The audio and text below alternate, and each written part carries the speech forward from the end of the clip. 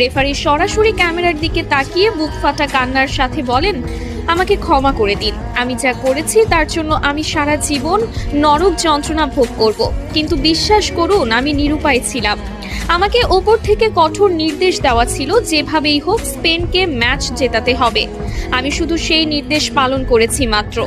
রেফারির এই একটি মাত্র বাক্য মুহূর্তের মধ্যেই পুরো বিশ্ব মিডিয়ায় দাবানলের মতো ছড়িয়ে পড়ে।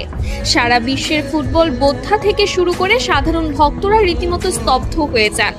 তিনি আরো ভয়ঙ্কর সব গোপন তথ্য ফাঁস করে বলেন, ম্যাচের আগের রাতেই আমার হোটেল রুমে থাকা ল্যান্ডলাইনে একটি গোপন কল আসে। আমি ফোন তুলতেই ফিফার ভেতরের একটি শক্তিশালী সিন্ডিকেট এবং আন্ডারওয়ার্ল্ডের বেটিং মাফিয়াদের এক শীর্ষ কর্মকর্তা আমাকে পরিষ্কার ভাষায় হুমকি দেন। তিনি বলেন, যদি স্পেন এই ম্যাচ না জেতে তবে আমার রেফারিং ক্যারিয়ার চিরতরে শেষ করে দেওয়া হবে। শুধু তাই নয়, তারা আমার স্ত্রী এবং সন্তানদের ঠিকানার কথা হুবহু উল্লেখ করে তাদের জীবনের ওপরও বড়সড় ক্ষতি করার হুমকি দিয়েছিল। আমাকে পরিষ্কার ভাষায় বলা হয়েছিল, যদি তুমি কাল মাঠে আমাদের কথা মতো কাজ না করো তবে তোমার পরিবারের লাশও কেউ খুঁজে পাবে না।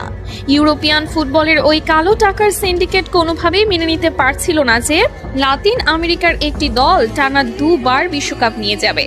আমাকে বলা হয়েছিল, যে কোনো মূল্যে যে কোনো অজুহাতে আর্জেন্টিনার খেলোয়াড়দের চাপে রাখতে হবে, তাদের স্বাভাবিক খেলা নষ্ট করে দিতে হবে। কান্নায় ভেঙে পড়ে এই রেফারি আরও বলেন, ম্যাচের বয়স যখন 93 মিনিট, এনজো ফার্নান্ডেজ যখন সামান্য একটি বল দখলের লড়াইয়ে ফাউল করেছিল, তখন আমার কানে ইয়ারপিসে ওপর থেকে সরাসরি নির্দেশ আসে, এটাই সুযোগ, আর দেরি করো না, ওকে সরাসরি লাল কার্ড দিয়ে মাঠ থেকে বের করে দাও।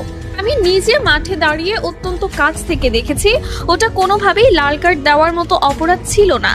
আমি চেয়েছিলাম অন্তত VAR চেক করতে, কিন্তু আমাকে এয়ারপিসে VAR দেখতেও কঠোরভাবে নিষেধ করা হয়।